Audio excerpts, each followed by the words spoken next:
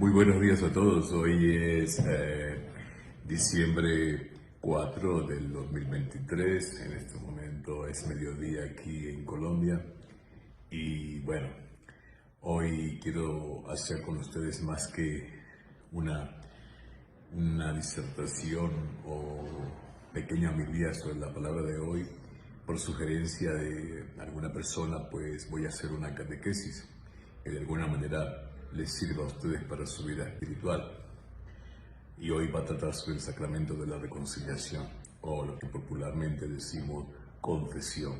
Para mí suena mucho mejor hablar de reconciliación, o sacramento de la reconciliación, o sacramento de la misericordia. ¿Y de dónde surge esto? Bueno, ustedes saben, como les he contado, que estoy ejerciendo mi ministerio en el Santuario Nacional Nuestra Señora del Rosario de Chiquinquirá, y aquí todos los fines de semana vienen muchísimos peregrinos. Ah, por lo tanto, el trabajo sacramental, eucarístico, pues hay una Eucaristía cada hora y desde las 5 de la mañana hasta las 7 de la noche. Y hay muchos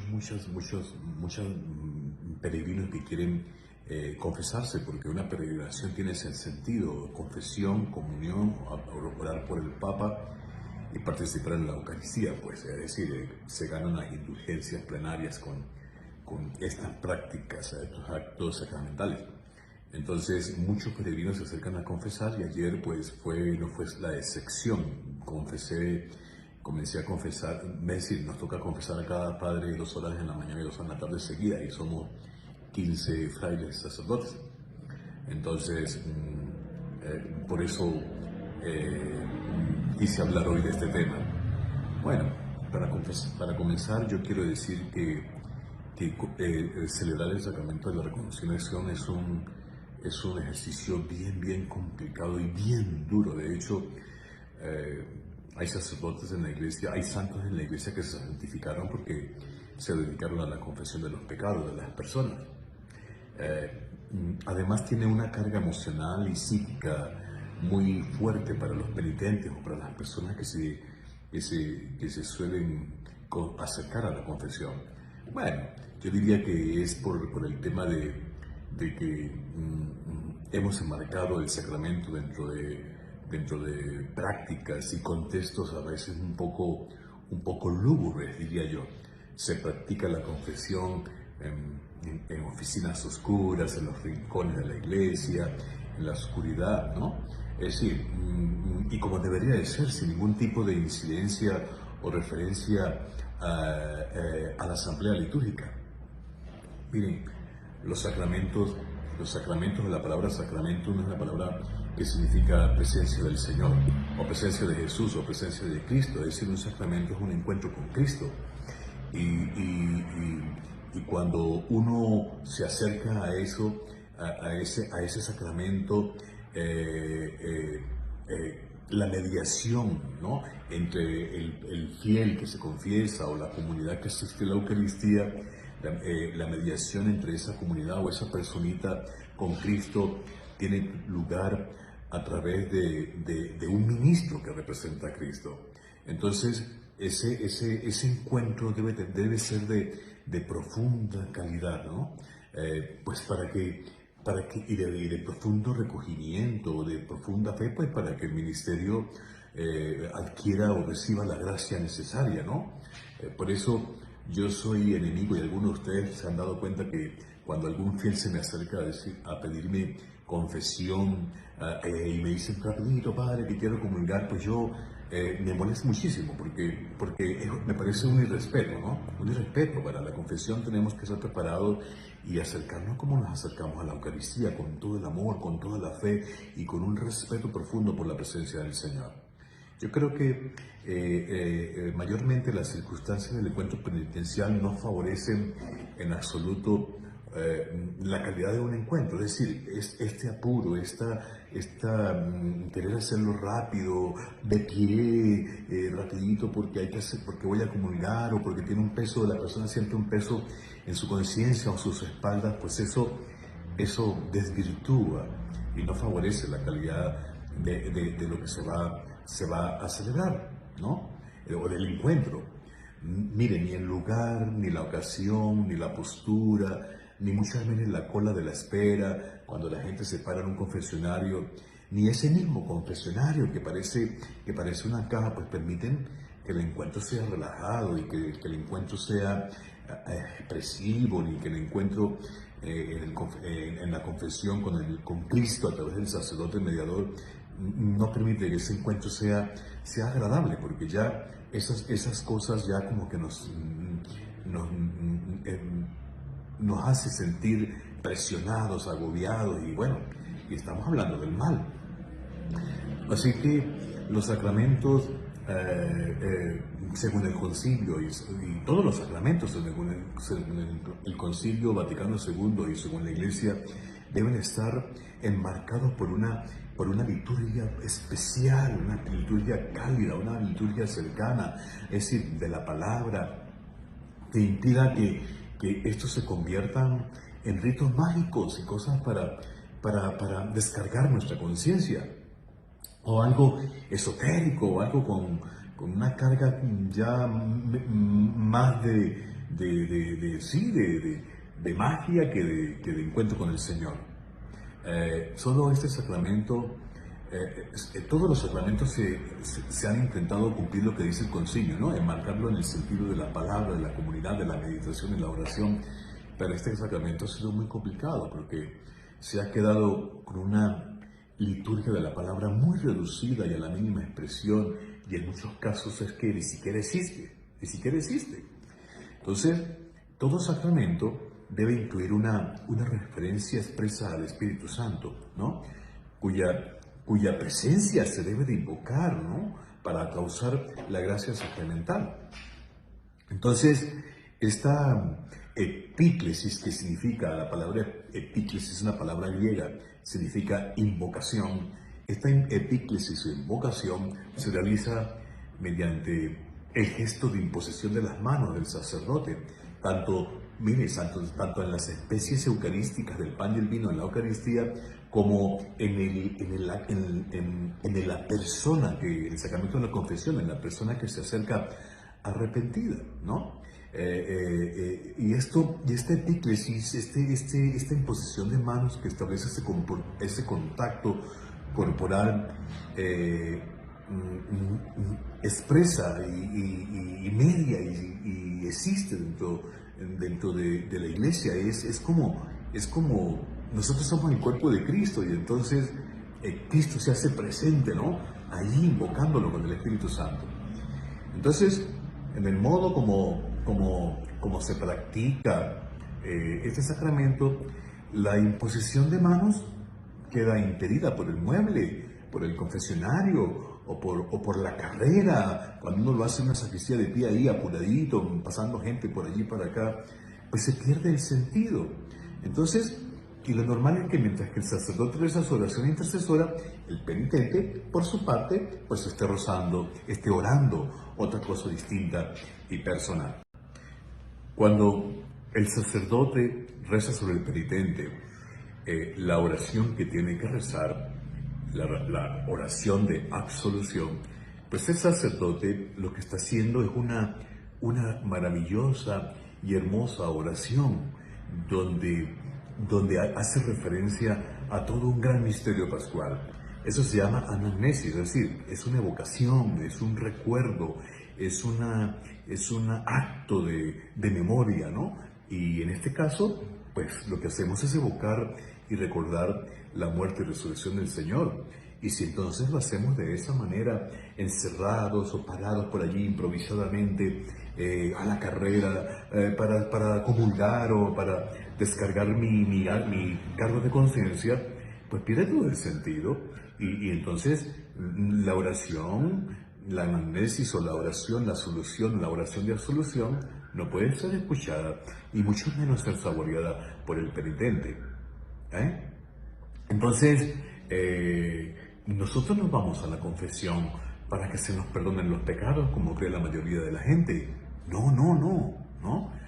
Ya nosotros, si hemos estado si tenemos un acto de contrición y ya, pues hombre, en una Eucaristía, en una oración, en un acto de contrición, bueno, valga la redundancia, si nosotros le pedimos perdón a Dios con el corazón y profundamente arrepentido, pues decir, ya lo hemos recibido, claro, ya lo hemos recibido, ya hemos sido perdonados, pero pero tenemos que ir, irnos a quitarnos un cargo de conciencia. Nos acercamos nos acercamos a Dios porque nos imbuimos en su misericordia y porque sentimos en el alma la misericordia de Dios, ¿no? Entonces, cuando ya llegamos a la confesión, seguro que ya llegamos arrepentidos. Cuando usted se acerca al sacerdote, usted ya debe llegar arrepentido y ya, de alguna manera, ya usted está perdonado, ¿no? Por ejemplo, si ustedes están en una Eucaristía, están en la misa dominical, y saliendo ahí de la misa dominical, al cruzar la calle, usted es atropellado o le da un ataque al corazón, o lo que sea, pues ¿qué pasará? ¿Qué pasará? Pues ya les estoy diciendo que en el momento en que levantamos personalmente y de manera privada los ojos a Dios y le pedimos perdón, pues ahí mismo ya estamos perdonados de alguna manera, ¿no? Y ya hemos sido tocados por la gracia. Pero entonces algunos de ustedes se preguntará, pues si estoy perdonado, Padre, ¿qué necesidad tengo de confesarme? Bueno, porque el proceso del perdón culmina con la celebración sacramental. Porque el proceso del perdón culmina pues con la anamnesis, la evocación, la oración de absolución, ¿no? Pero vean, por ejemplo, si una persona ha vivido alejada de Dios y se arrepiente de pronto, aunque Dios ya le ha perdonado, en el mismo momento que se arrepiente, su regreso a Dios y a la iglesia no culmina hasta que recibe el abrazo del Dios Padre en la reconciliación eclesial. Y culminando con la oración del perdón, ¿no? Del sacerdote, ¿no? Entonces, es claro que tiene un pecado mortal es porque ha roto con Dios, por eso se llama mortal. Y eso, aunque pida perdón, sí necesita cerrar el ciclo del arrepentimiento, del sacramento, con la invocación de la Trinidad, perdonando Padre, Hijo y Espíritu Santo los pecados del penitente. Es decir, es como refrendar, ¿no?, el perdón que Dios te dio a ti de manera personal. Bueno, hay gente que yo me quedo muy admirado porque, por ejemplo, suele suceder que en los confesionarios se desvalorice el momento tan privilegiado de misericordia, de ríos de gracias que corren en esos confesionarios, ¿no? Porque la gente se vuelve repetitiva, la gente se vuelve escrupulosa, la gente repite pecados que ya ha confesado anteriormente, la gente habla de pequeñitos pecados veniales, ¿no? Entonces, pues para el caso de los pecados veniales o los pecados leves que todos tenemos, pues la confesión en realidad no es necesaria como culminación de un proceso de reconciliación. Nos podemos reconciliar sin la confesión, pero en ningún momento, porque en ningún momento con un pecado venial se ha dado la ruptura con Dios y el penitente no ha abandonado la casa del Padre y no necesita regresar a ella porque siempre ha estado. Entonces no hay necesidad del perdón sacramental. El pecado venial no rompe con Dios, no priva de la gracia santificante, no nos aleja de la amistad con Dios, de la caridad y por tanto de la recompensa eterna.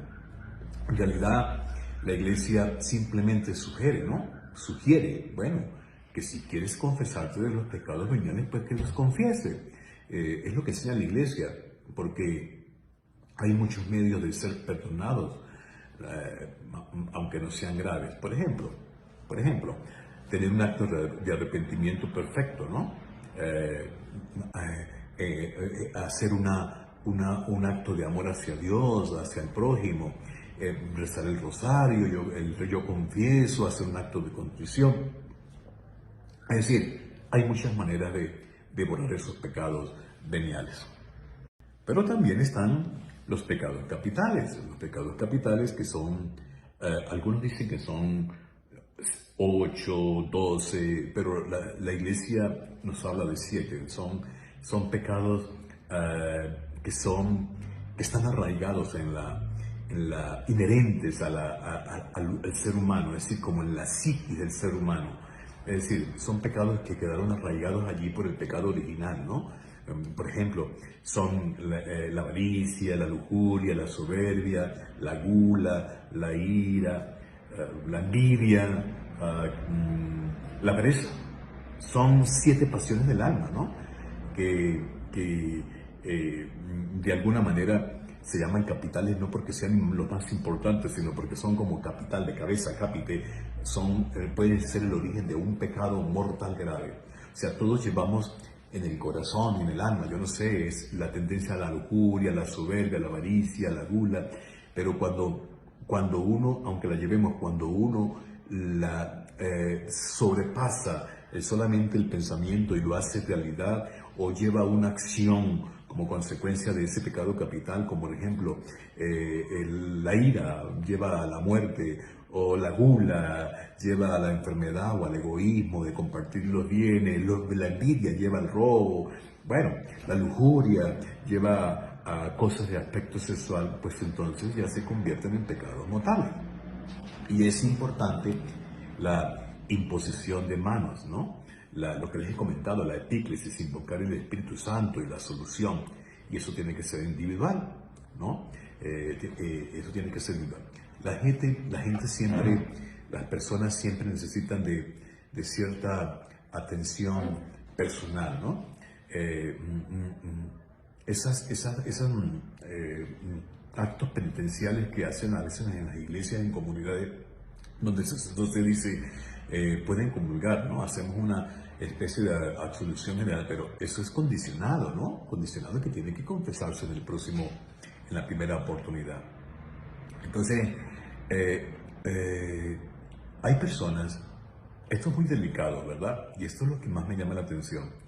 Hay muchas personas que frecuentemente, en relación a este sacramento, dicen, no, padre, pero yo no necesito confesarme con un hombre como yo me confieso solo con Dios. Pues miren, lamentablemente eso no puede ser aceptado. Quien dice que se confiesa solo ante Dios, en el fondo, ¿qué está haciendo? Pues está confesando solo ante sí mismo. Entonces, esa personita que dice, yo me confieso solo con Dios, se convierte a la vez en juez, en reo y en abogado defensor. ¿Ven lo delicado de esto?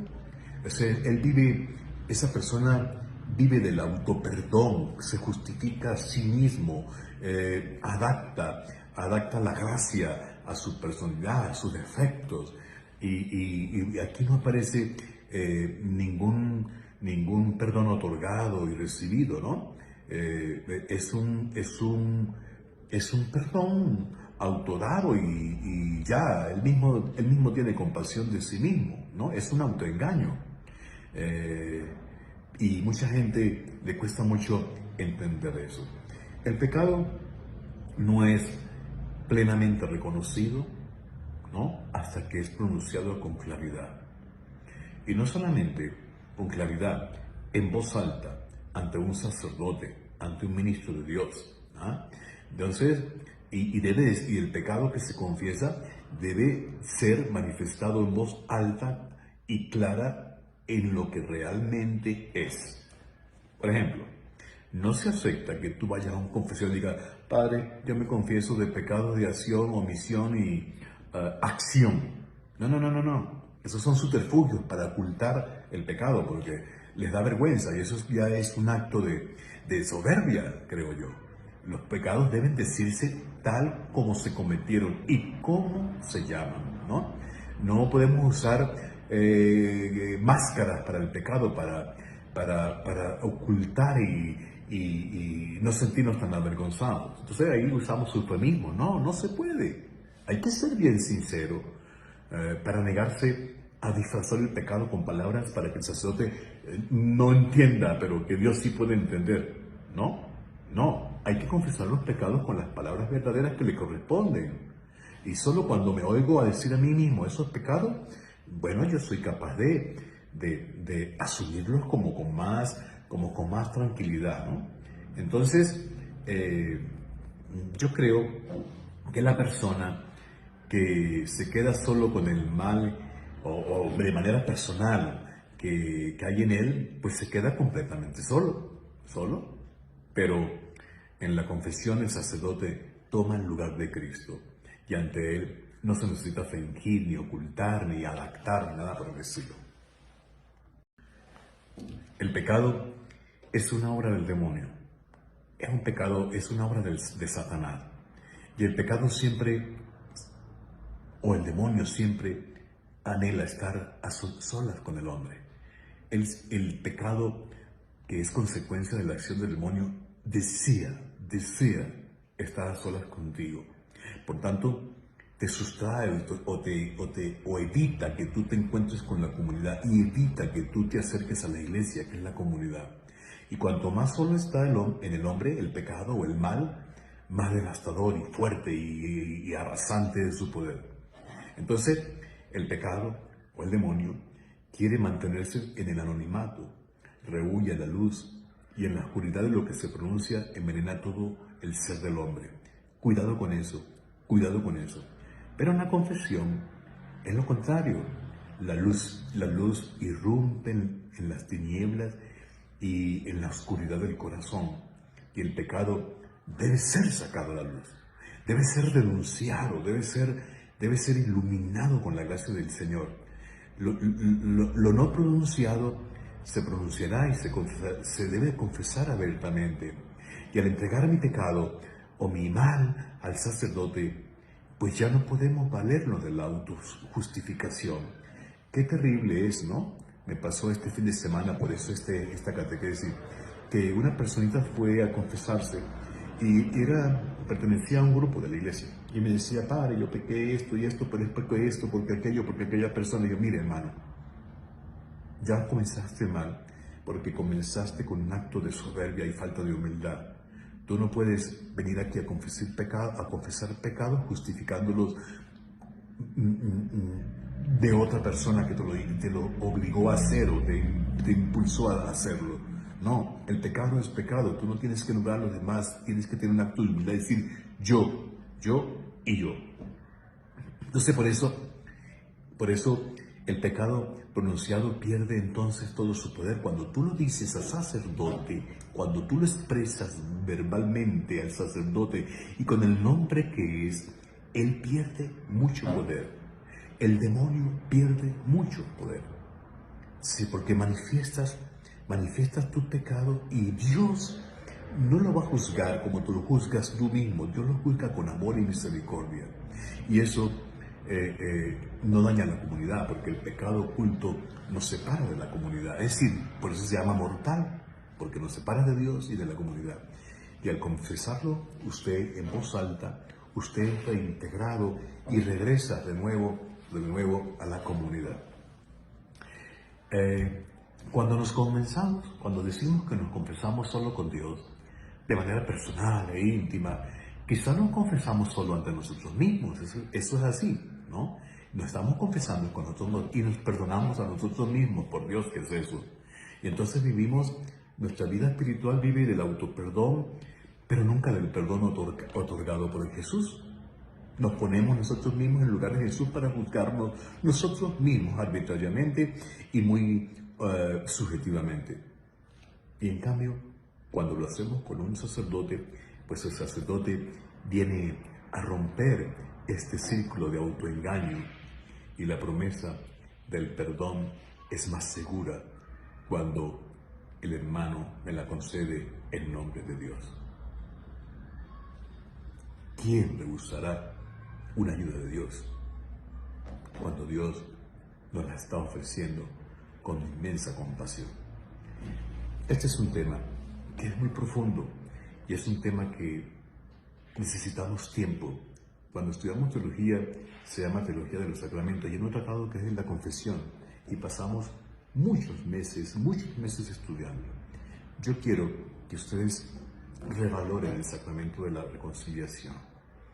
No pierdan la oportunidad de sentirse ustedes amados por el Señor. Acérquense al sacramento de la confesión con sencillez, con humildad. Si tuviste la valentía para pecar, ten la valentía también para confesarlo.